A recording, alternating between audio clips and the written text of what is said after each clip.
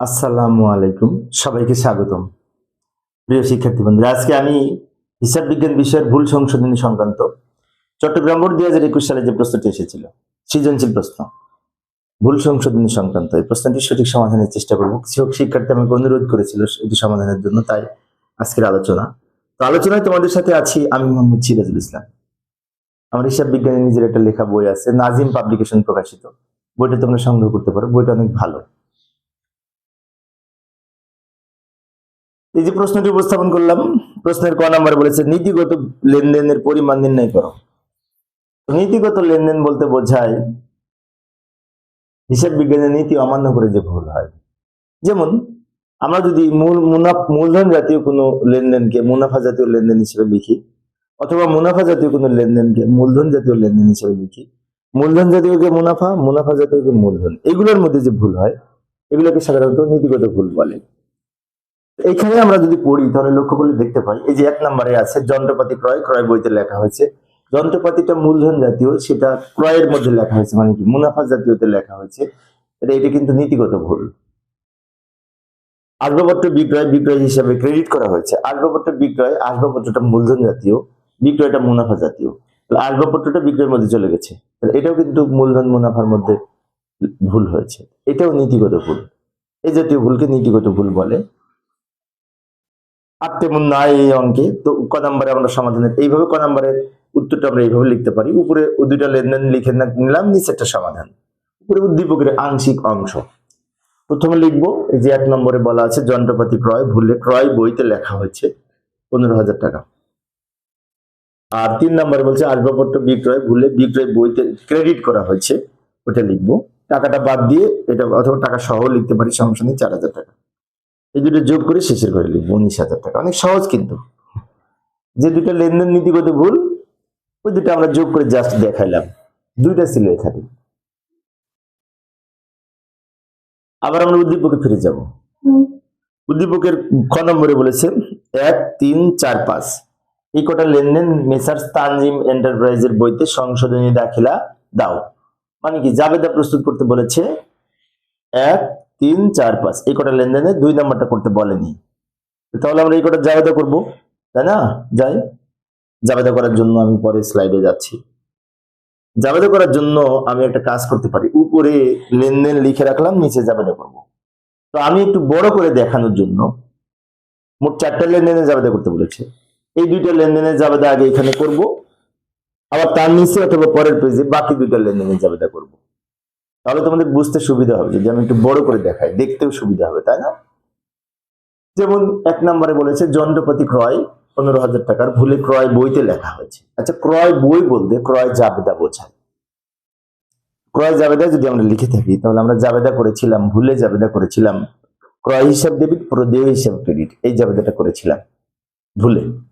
তা আমার যদি এখন ঠিক করতে হয়, তাহলে কিন্তু আগে যেটা ভুল করেছি এটার উল্টা করব সঠিক করার জন্য। তাই আমরা এখানে প্রথম জাবেদাটা করব ক দিয়ে একটা জাবেদা করতে পারি যে প্রদেয় হিসাব ডেবিট, ক্রয় হিসাব ক্রেডিট, টাকা হবে 15,000 টাকা। এটা কেন করলাম, তাই না? একবার বলছি, ক্রয় বইতে ভুলে লেখা হয়েছিল, ওই যে ভুলটা হয়েছে ওটা বাতিল করার জন্য ক্রয় বইতে যে জাবেদা করেছিলাম ক্রয় ডেবিট, প্রদেয় হিসাব ক্রেডিট, তার উল্টা জাবেদা করে আমরা এখন ঠিক করলাম প্রদেয় হিসাব ডেবিট, ক্রয় হিসাব ক্রেডিট, ওটা বাতিল করলাম। করার পরে ওই যে যন্ত্রপাতি যে ক্রয় করেছি সেখানে তো লেখা হয়নি, সেটা এখন আমি সেই জাবেদাটা করব। যন্ত্রপাতি ক্রয় করলে যন্ত্রপাতি ডেবিট, নগদান ক্রেডিট, সেই জাবেদাটা আমি এখন করব। যন্ত্রপাতি হিসাব ডেবিট, নগদান হিসাব ক্রেডিট, টাকা হবে এই 4,000 টাকা। এটার জন্য আমরা 2টা জাবেদা করেছি, ক খ দিয়ে। এখন অনেক শিক্ষার্থীর মনে হতে পারে অনেক বইতে তো একটা জাবেদা করেছি। হ্যাঁ, একটা জাবেদা করলেও হয়, কিন্তু একটা জাবেদা করলে আমাদের বুঝতে প্রবলেম হবে। এমনি ভুল সংশোধনী অনেক শিক্ষার্থীর কাছে বুঝতে প্রবলেম হয়, সেজন্য আমরা সহজভাবে আমি করানোর চেষ্টা করি। প্রথমে আমরা যে ভুলটা করেছি সেটা বাতিল করার জন্য এই জাবেদা, আর সঠিকটা লেখার জন্য নিচের জাবেদা, এখন বুঝতে সুবিধা হবে। আর যদি আমি একসাথে করতাম কখন না দিয়ে, তাহলে কি করতাম, প্রদেয় হিসাব ডেবিট, যন্ত্রপাতি ডেবিট, 2টা ডেবিট একত্রে লিখতাম উপরে, 2টা ডেবিট উপরে লিখতাম, আর ক্রয় হিসাব ক্রেডিট, নগদান হিসাব ক্রেডিট, 2টা ডেবিট হতো, 2টা ক্রেডিট হতো।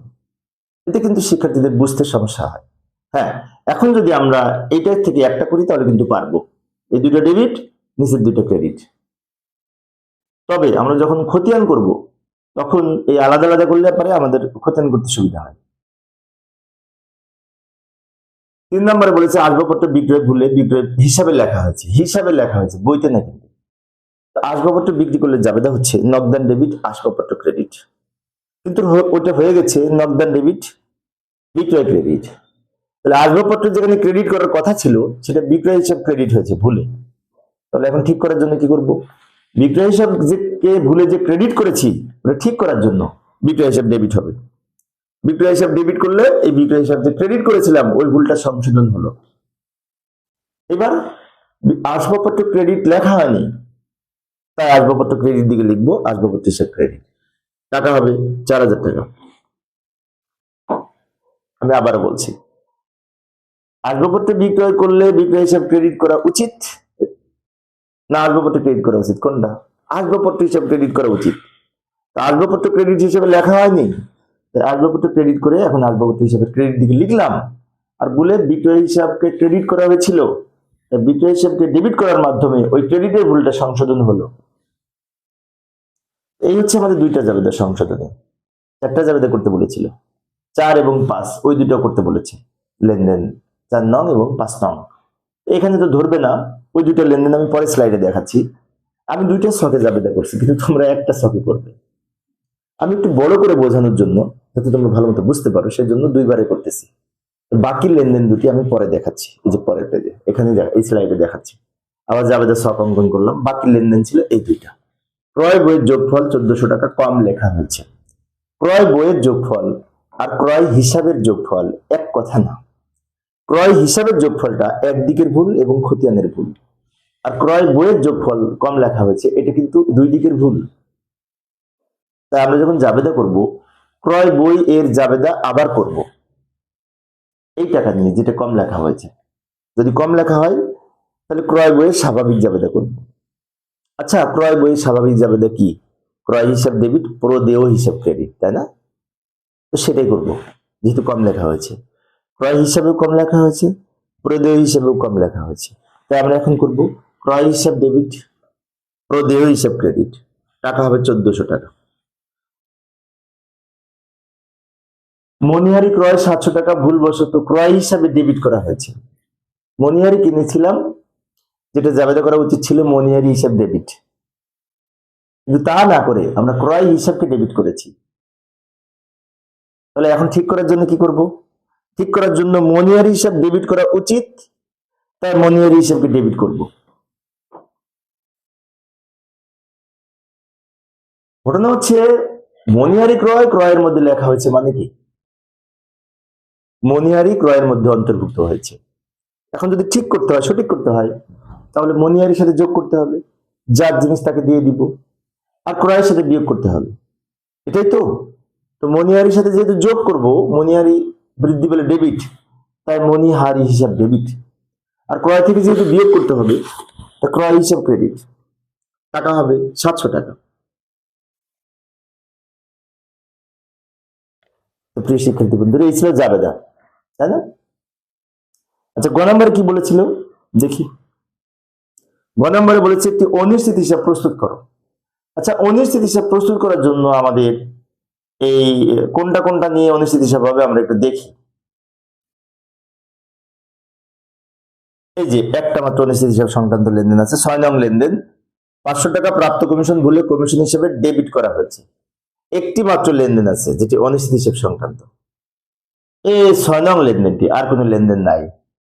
তো আমরা একটা কাজ করি, 6 নং লেনদেনের আগে জাবেদা করি, আর সেই জাবেদা দেখে দেখে আমরা অনিশ্চিত হিসাব প্রস্তুত করব, তাহলে আমাদের বুঝতে সুবিধা হবে। এখন অনেক শিক্ষার্থী মনে হতে পারে জাবেদা তো করতে বলেনি, এখন জাবেদা না করে তুমি যদি পারো তাহলে তো প্রবলেম নাই, কিন্তু আমি জাবেদা করে দেখাচ্ছি। একটা মাত্র লেনদেন তো, জাবেদা করে সেটা থেকে আমরা অনিশ্চিত হিসাব তৈরি করবো, যেহেতু একটা মাত্র লেনদেন এই অঙ্কে অনিশ্চিত হিসেবে অন্তর্ভুক্ত হবে।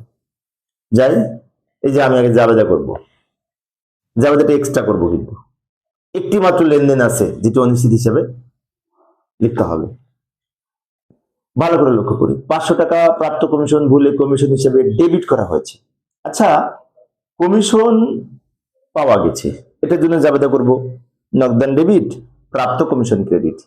কিন্তু প্রাপ্ত কমিশন ক্রেডিট করা হয়নি, না করে কি করা হয়েছে, কমিশন হিসাব ডেবিট করা হয়েছে। তাহলে কমিশন হিসাবকে ক্রেডিট করা উচিত ছিল, ডেবিট করেছি। এখন ঠিক করতে হলে কমিশন হিসাব ক্রেডিট করা উচিত, তাই প্রাপ্ত কমিশন হিসাব ক্রেডিট করব। এবং কমিশন হিসাবকে ডেবিট করা হয়েছে, ওটা বাতিল করার জন্য ওটাকেও ক্রেডিট করব। তাহলে প্রদত্ত কমিশনে লেখা হয়েছে, যেটি প্রাপ্ত কমিশন হিসেবে লেখা উচিত ছিল, তাই অনিশ্চিত হিসাব ডেবিট হবে। আর কমিশন হিসেবে ডেবিট যেটি লেখা হয়েছে ওটা কাটা দেওয়ার জন্য, বাতিল করার জন্য প্রদত্ত কমিশন ক্রেডিট হবে এবং প্রাপ্ত কমিশনও ক্রেডিট হবে। আরেকবার বলছি, লক্ষ্য করি, কমিশন হিসেবে ডেবিট করা হয়েছে ভুলে, তো ডেবিটের কমিশন কাটা দেওয়ার জন্য, ঠিক করার জন্য প্রদত্ত কমিশনকে ক্রেডিট করলাম। ফলে ডেবিটের ভুলটা সংশোধন হলো, যেটা ডেবিটে ভুল লিখেছিলাম। আর প্রাপ্ত কমিশনে লেখাই হয়নি, প্রাপ্ত কমিশন বৃদ্ধি পেলে ক্রেডিট, ওটাতে লেখাই হয়নি, তাই প্রাপ্ত কমিশন হিসেবে ক্রেডিট করলাম সঠিকটা লেখার জন্য। ভুল সংশোধন নিয়ম হচ্ছে এই ভুলটা কাটতে হবে, সঠিকটা লিখতে হবে। ভুলটা কাটতে হবে, সঠিকটা লিখতে হবে। তো ভুলটা কাটা দেওয়ার জন্য প্রদত্ত কমিশন ক্রেডিট করলাম, যেহেতু ডেবিট করেছিলাম, এটা কাটা দেওয়ার জন্য, এবং সঠিকটা লেখার জন্য প্রাপ্ত কমিশন ক্রেডিট করলাম। এখন আরেকটি বিষয় বলে রাখি, সেটি হচ্ছে এই জাবেদাটা কিন্তু করতে, তো এখন আমরা এই জাবেদা দেখে অনিশ্চিত হিসাব তৈরি করব। অনিশ্চিত হিসাবে ছক এইভাবে অঙ্কন করে ওই যে জাবেদাটা উপরে নিয়ে এসে রাখলাম, এটা দেখে দেখে আমরা নিচের অংশটুকু সমাধান করব। অঙ্কের প্রকৃত সমাধান কিন্তু এইটুকু, কিন্তু আমরা জাবেদা করেছি, জাবেদাটা না করলে আমাদের বুঝতে প্রবলেম হতো, সেই জন্য। এইখানে অনিশ্চিত হিসাব ডেবিট 1000 টাকা, ওইটা লিখবো ডেবিট দিকে।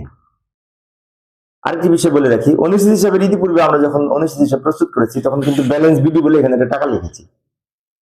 কেন লিখেছি, তখন থাকতো, কিন্তু এখানে নাই, সেজন্য আমরা কি করব, অনিশ্চিত হিসাবের এই জাবেদা দেখে খালি লিখবো, আর কোনো জায়গায় অনিশ্চিত হিসাব নাই।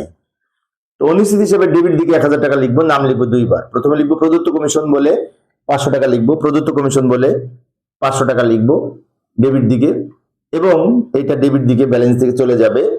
আবার প্রাপ্ত কমিশন বলে 500 টাকা লিখবো ডেবিট দিকে। ডেবিট আগে ছিল 500, এখন আসলো 500, 500 যোগ করে 1000 হলো। অনেক শিক্ষার্থীর মনে হতে পারে টাকা তো ক্রেডিট দিকে লেখা আছে, তো ডেবিটে লিখলাম কেন? কারণ হচ্ছে আমরা তৈরি করতেছি অনিশ্চিত হিসাব। অনিশ্চিত হিসাবের ডেবিট দিকে 1000 টাকা আছে, এই 1000 টাকা লিখবো, কিন্তু দুইবারে লিখবো, কারণ দুইটা আইটেম দেওয়া আছে, 500 ডেবিট দিকে দুইবারে লিখেছি।